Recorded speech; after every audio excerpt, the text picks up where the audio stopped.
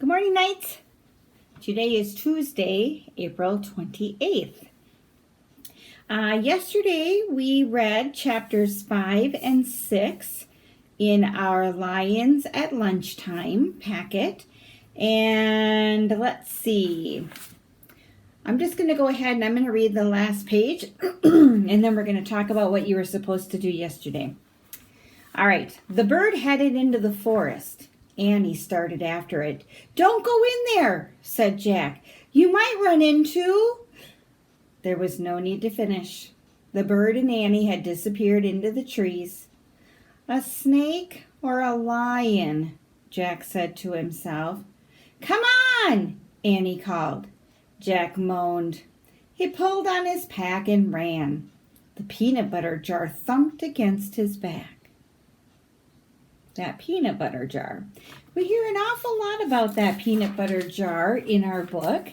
And yesterday, you were asked to draw a picture of your prediction about how that jar of peanut butter is going to be used in the story. What do you think, if anything, what do you think is going to happen with that jar of peanut butter? What's it going to be used for? Why do they keep mentioning it, in the story? So you were supposed to draw a picture about how that jar of peanut butter was going to be used, or what they were going to do with it, or why it was so important. So now, today, what we're going to do is we are going to read chapters 7 and 8 in Lions at Lunchtime. And then I want you to, when we're done reading, I want you to think about your prediction and your drawing. And I want you to answer the question, was my prediction correct? Now remember, it's okay if your prediction isn't correct, because sometimes that's even more fun, because then you're pleasantly surprised that what you thought is not what happened. And sometimes you like to be right and you're like, I knew that was going to happen. So either way, it's fine if your prediction is correct or not correct. So then, down here at the bottom, you were not supposed to write on this yesterday. You're going to do the writing today, and we'll talk more about that after we read chapters 7 and 8. So I'm going to move over to the book camera, and I'll meet you over there.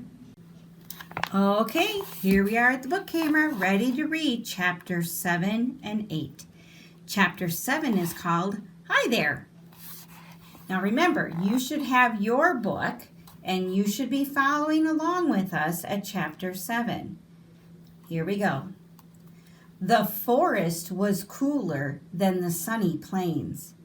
It was filled with shadows and bird calls. "Where are you?" Jack shouted. "Here," said Annie. He found her in a thick glade. Bright rays streamed between the trees. Green leaves and vines swayed in the dappled light. The little gray bird sat in a tree, twittering at them. Oops. "Yuck! What's that?" said Annie. She pointed at a round brown thing hanging from a low branch. Bees buzzed around it. "If that's her nest, it's a pretty weird nest," said Annie. "That's not a nest," said Jack. "It's a beehive. Don't you see the bees?" "Yikes," said Annie. She stepped back from the tree. But the little bird darted at the beehive and pecked at it. "What's she doing?" said Annie. The bird kept pecking at the hive. "I don't know." "Maybe she's as nuts as you," said Jack. "Look her up in the book," said Annie. "See if it says she's nuts." "Are you kidding?" said Jack. "That nutty bird isn't going to be in this book. Just look." Jack opened his Africa book. He kept turning the pages. Just as he thought, there was no gray bird in the book. "Forget it," he said. "Keep looking," said Annie. Jack turned one more page, and there it was, a little gray bird, a beehive, and a tall painted warrior with a spear. I don't believe this, said Jack. Then he read aloud. This bird is called a honey guide. It's both a friend and a helper to the Maasai people, an African tribe known for their fierce fighting skills and bravery. Hi, honey guide, Annie called to the bird. I knew you were important. Jack kept reading. The honey guide leads a Maasai tribesperson to a beehive. The bird waits for him or her to scatter the bees and take the honey. Then the bird feasts on the honeycomb. Hey, that's cool, said Jack. They work together, like the zebras and wildebeest and gazelles. Yeah, said Annie, and she wants us to be her helpers. We have to scatter the bees and leave her the honeycomb. How do we do that? Said Jack. He looked back at the book. It didn't say how. Well, maybe we could wave those weeds at them, said Annie. She pointed to some bright green plants that looked like giant fans. So there's the beehive. And then we have these big leaves that are in the jungle. And then there's Annie and Jack, and they're trying to figure out how to help the honey guide. You might hear my dogs barking. They're in the basement and they're not happy about it, but they have to wait till I'm done videoing. Alrighty, let's go back to our story. Jack put his book and backpack down. He and Annie pulled up the weeds. They waved them near the tree, and the bees scattered. Next, Jack grabbed the tree branch and jiggled it. The hive fell to the ground and broke open. Annie stopped and stuck her finger into the golden honeycomb. Yummy, she said when she tasted the honey. Try it. Jack stuck his finger in the honeycomb. Yes, they're in for a tasty treat, aren't they?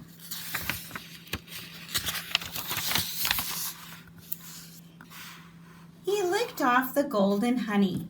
It was the sweetest honey he had ever tasted. Now the honey guide can get to her honeycomb, said Annie. Yeah, but she'd better hurry before the bees come back, said Jack. It's weird, said Annie. Honey's so sweet and good. But to get it, you have to go past a lot of dangerous bees. Oh, man, whispered Jack. That's it. That's what? Asked Annie. Jack said Morgan's riddle. I'm the color of gold, and as sweet as can be. But beware of the danger that's all around me. What am I? Honey is gold. The danger around it are the bees. I think they might be right. I get it, Annie whispered. Honey. Honey, said Jack, nodding and smiling. That's it. We've answered Morgan's riddle. Let's go home.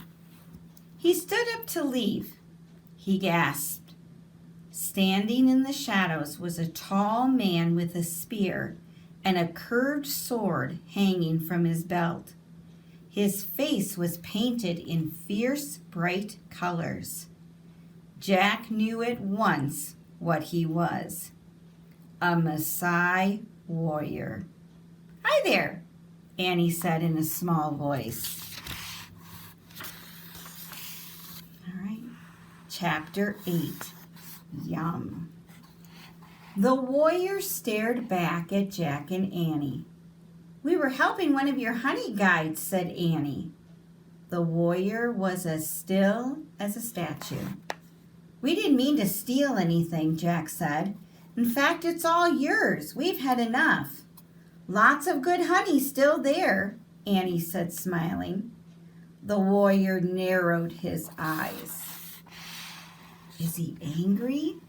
Jack wondered. I'm sorry we were trespassing, said Jack. We come in peace. In fact, we bring gifts. He picked up his backpack and held it out to the warrior. The warrior still didn't move. This, Jack held up his book. Nothing. Jack reached into his pack and he pulled out the big jar of peanut butter. Peanut butter! He pulled out the loaf of bread. Bread! Hey, how about a peanut butter and honey sandwich?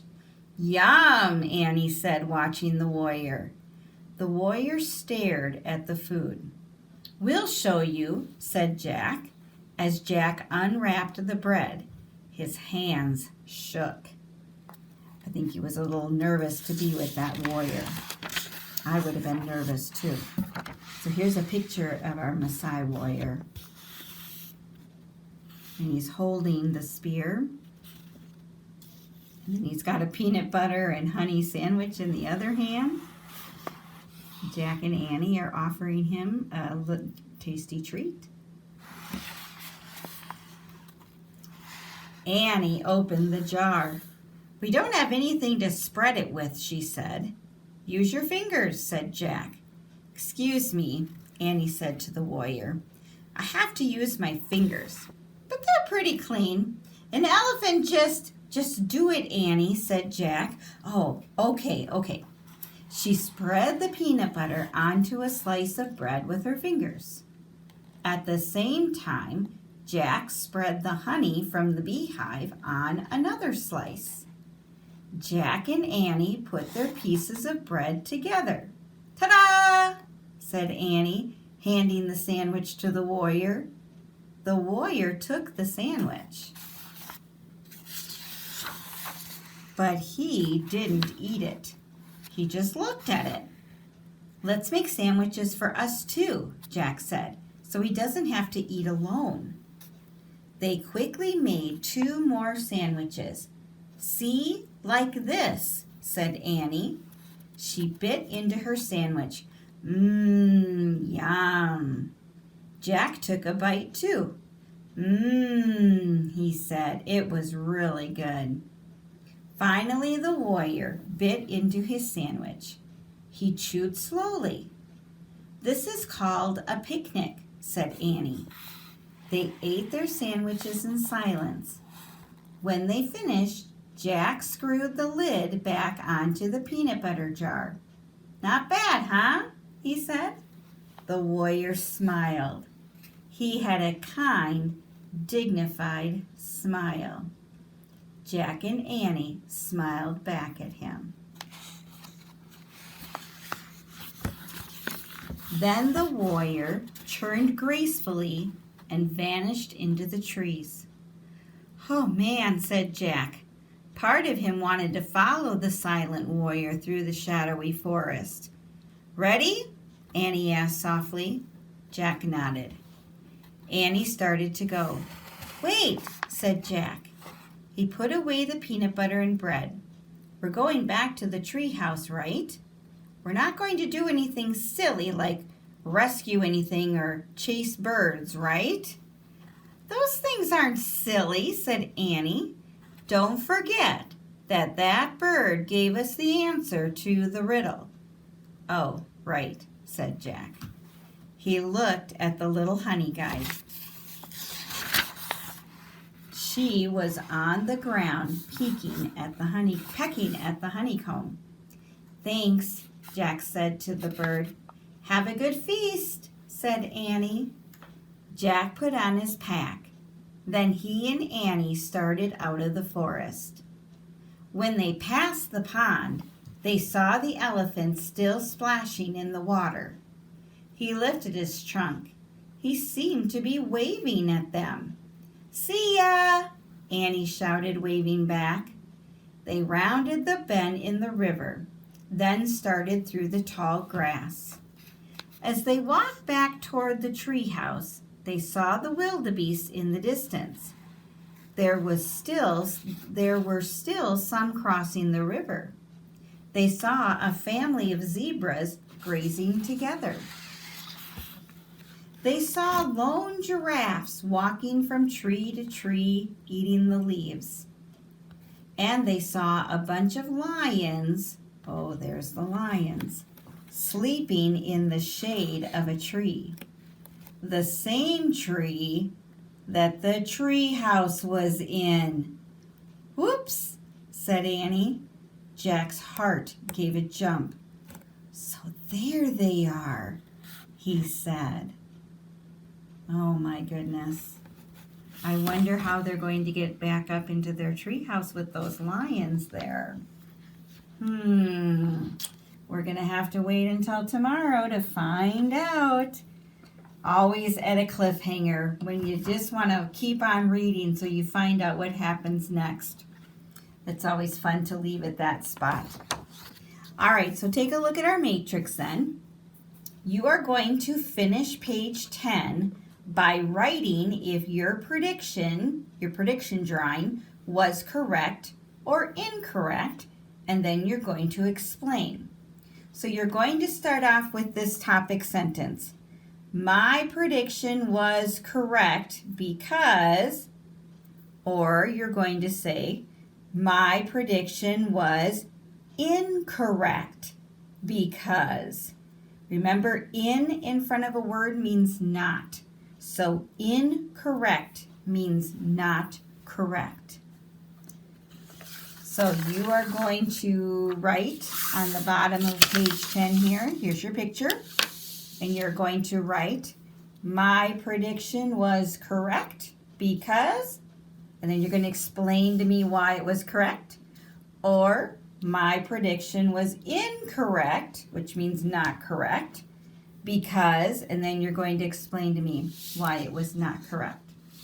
And then if you would like to show this on Seesaw, if you are able to, I would love to take a look at it. Remember though, you've got to hold your camera kind of close so that I'm able to see the words. If you're too far back, then I can't read what you wrote. All right, moving on to math. I think we have some corrections to do from yesterday. So why don't we go ahead and do our corrections first, and then we'll take a look at our work for today. All right, so yesterday you were supposed to do 557 and 558. All righty. So use the bar graph to answer the questions about the color of the hair. What color hair do 5 students have? So you had to count the boxes or go over and then go down. So let's see. We can see that brown had 5 boxes. 1, 2, 3, 4, 5. So brown hair was the hair that had 5 students had brown hair. Number 5. What color hair do 4 students have? Well, let's see, 3. Oh, here's 4. 1, 2, 3, 4. We go down. There's the 4. Blonde hair. Okay, so 4 students have blonde hair. Number 6. What 2 hair colors do the same number of students have? Well, if we look up here at the graph, we've got black has 3 and red has 3. So red and black are the 2 colors that have the same number. And then how many students were surveyed? Well, that's easy. All you do is you can add up the bars, 5, 3, 4, 3, or you can just count. 5 plus 3 is 8, 9, 10, 11, 12, 13, 14, 15. There were 15 students who were surveyed. How would the graph change if 20 students took the survey? Well, this is how long the bars were for 10 students. So if you had more students taking the survey, some or all of the bars would be longer because you have more kids putting in their answers. Okay, take a look at this bar graph. Pets.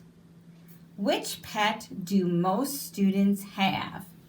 Well, the longer the bar, the more there are. So here's our longest bar. 1, 2, 3, 4, 5, or we can go here to the end and go down to our number. So 5 is the most, and that is the dog. So most of the people in this survey had a dog. Which two pets do the fewest students have? Again, we have a tie between the cat and the bird. So the fewest amount of kids either have a cat or a bird. And then it says, how many students have cats and birds? Okay, so cat is 3, bird is 3. We know that 3 plus 3 is 6. Okay, hopefully you did well on that. Let's turn it over. Okay, problem solving up here at the top. We're going to ignore the pencil marks right now and just pretend that they're not there. We use those later on this page. Alrighty, so we have favorite activity. How many more? Oh, remember when you hear those words, how many more, that tells you you are going to subtract. How many more people like reading or board games than playing video games? All right, so reading or board games, that means we're going to combine these two. So you could either like reading or you could like playing board games. We're not going to count the pencil ones. We're just going to count the colored ones. So reading has 1, 2, 3, 4. The board games has 2. So 4 plus 2 equals 6. Now we're going to compare those two with playing video games. How many people like to play video games? So we're going to go up here. We're not going to count the pencil ones. We're just going to look at the colored ones. So there are 3 people that like the video games. And that's why I put the little 4 up here and the 2, and then I added those together. And then the reading and the board games, how many kids like to play those is 6, minus how many kids like to play video games. And remember, we're subtracting because it says how many more. And remember, that tells you to subtract. So 6 minus 3 is 3. There are 3 more people that like to play, that like reading or board games. Okay, now you did not have to do the brain builders, but if you did, we'll go ahead and we'll check it over. So look at number 13. Samantha also chooses an activity. Then 3 activities are the favorite of the same number of people. Which activity did you choose? So we have to go back up here and we have to look at the graph. So if Samantha chose 3 more activities, then 3 activities are the favorite of the same number of people. Okay, so if she picks 3 more activities,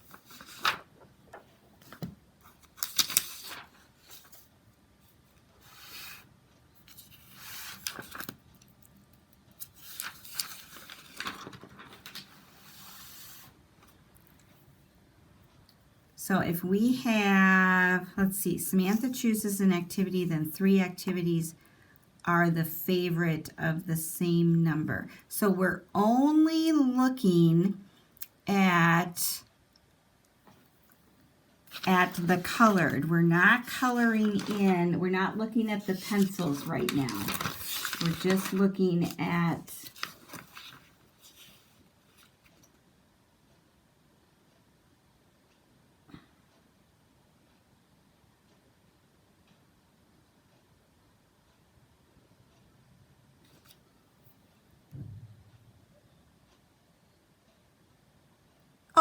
okay, so she chooses, if she just chooses the video game right here, I was confused because I've got this from another one.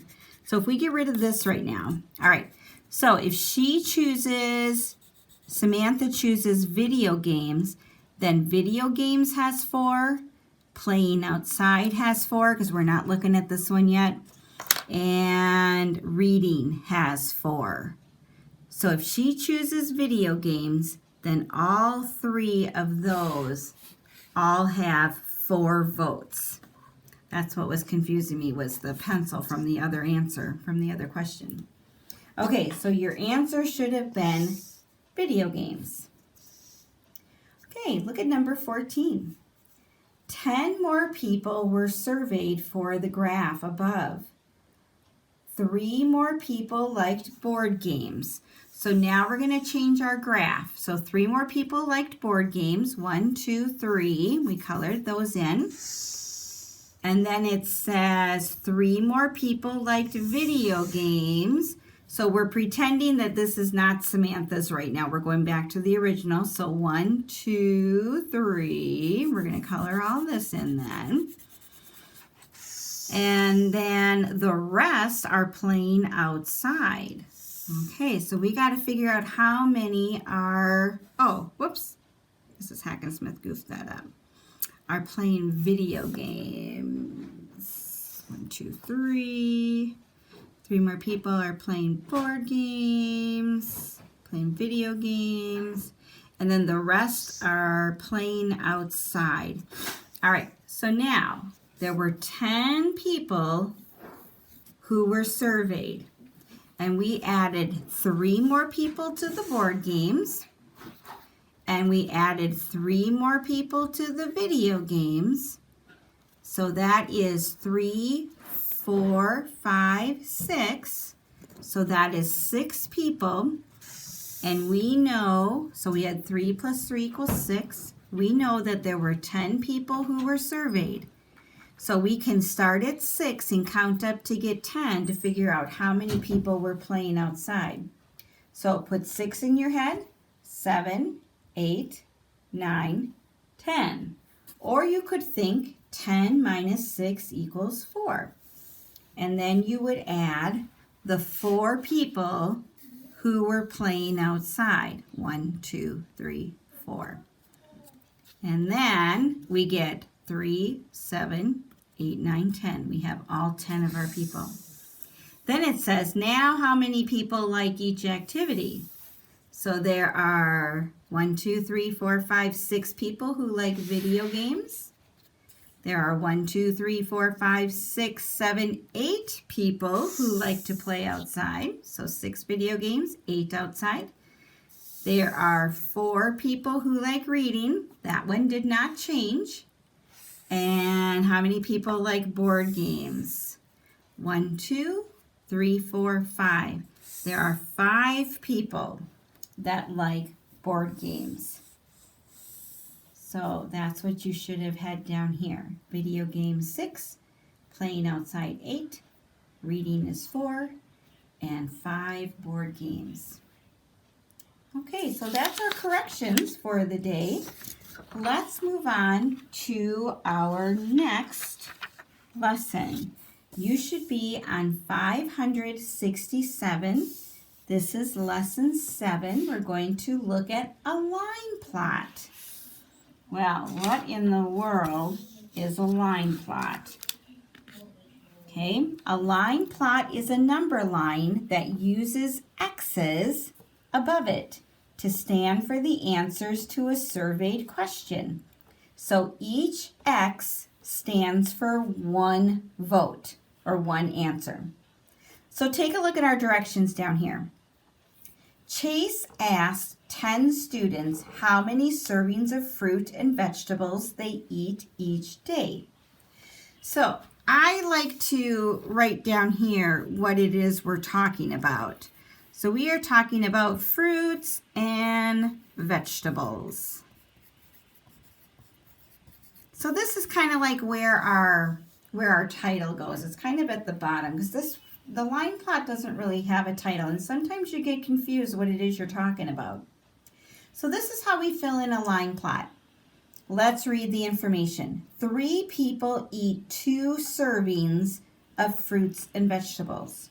So I'm going to go to the number 2. This is 2 servings of fruits and vegetables. and 3 people eat 2 servings a day. So we're going to make an X for 1, 2, 3. And the X's start at the bottom and work their way up. So this tells us that 3 people eat 2 servings of fruits and vegetables a day. Let's keep reading what else we know. Alrighty, it says draw 3 X's over the number 2. 1, 2, 3. We did that. 6 people eat 5 servings. So let's go to our servings here. Here's our 5. How many people eat 5 servings? 6. So how many X's are we going to make? Yes, we're going to make 6.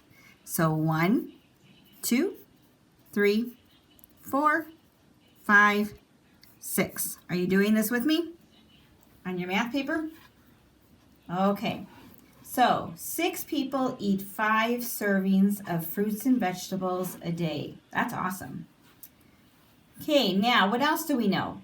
Draw 6 X's over the number 5.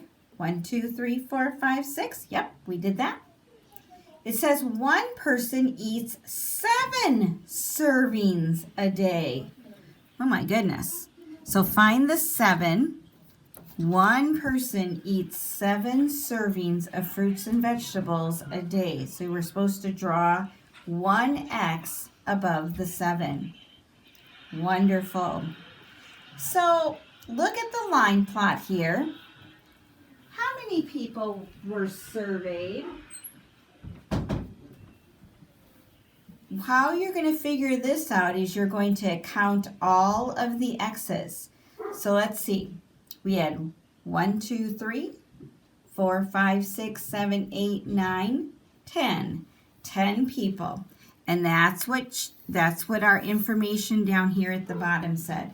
Chase asked 10 students. Okay, so this is called a line plot. Okay, it's another way of showing data. So go ahead and turn your paper over, and let's take a look at the top part here for the guided practice. It says a line plot is a way to organize data. Line plots are used to see how often a certain number occurs in data. Mr. Sun's students marked their ages on a tally chart. So here's our tally chart. They made a line plot using the data. So over here we have the age, and then this is how many kids were 7. So let's take a look at this tally chart here. So how many kids were 7? 1, 2, 3. So over here, this represents their ages. Okay, so how many children were 7? So we're going to go over here to the 7, and there were 3. 1, 2, 3. So you can see the little X's they have there, and you're supposed to trace them. Okay, now, how many children were 8? Here's our 4, and then we close the gate with a 5. So there are 5 children who were 8. 1, 2, 3, 4, 5. And then how many children were 9? We have 2 tally marks, so we're going to go over to age 9, and we're going to mark 1, 2, because there are 2 people who were 9. So most of his students were 8. Alrighty, line plot. Okay, so now we're going to use this tally chart to make a line plot. It's all about pets. So this is the number of pets. That's what these numbers down here mean, the number of pets. So how many people only had 1 pet? We have 2 tally marks. So go to one pet, 2 people had 1 pet. So you put 2 X's above the number 1 on the line plot. How many people had 2 pets? Well, let's look at our tallies. 1, 2, 3. So go over here to number 2, and we're going to show 3 tally marks. 1, 2, 3. Because each one of these tally marks stands for a person who has 2 pets. Okay, then how many people had 3 pets? Count our tally marks. 1, 2. So we're going to find the number of pets, which is 3. There were 2 people that had 3 pets. And then how many people had 4 pets? There was only 1 person that had 4 pets. So what's the number of pets that the most people had? We can see that it was 2. So most people had 2 pets. Alrighty. Take a look at number 2, chart number 2. We have a tally chart with the number of sisters. So I'm going to write that down here to help me remember what these numbers stand for. Number of sisters. Okay. Alrighty. So how many people had no sisters? There were 2 tally marks here. So 2 people had 0 sisters. 1, 2. 2 people had no sisters. How many people had 1 sister? 1, 2, 3. 3 people had 1 sister. So 1, 2, 3. 3 people have 1 sister. How many people had 2 sisters? I don't see any tally marks there. Nobody had 2 sisters, so we're not going to put anything there. We're just going to leave it blank because nobody had 2 sisters. And then how many people had 3 sisters? I see 1 tally mark. So I go over here to 3 sisters. 1 person had 3 sisters. So to make sure we got everybody, we have 2, 5, 6. 1, 2, 3, 4, 5, 6. We've got everybody counted for on our line plot. All right, now I want you to think about this and do some talk math with somebody in your family. How are line plots and tally charts similar? How are they similar? They both show data. And how else are they similar? I'm going to let you think about that, and I want you to talk about that with somebody in your family. All right, nice job on your line plots, boys and girls. Okay, I will see you again tomorrow. Bye now.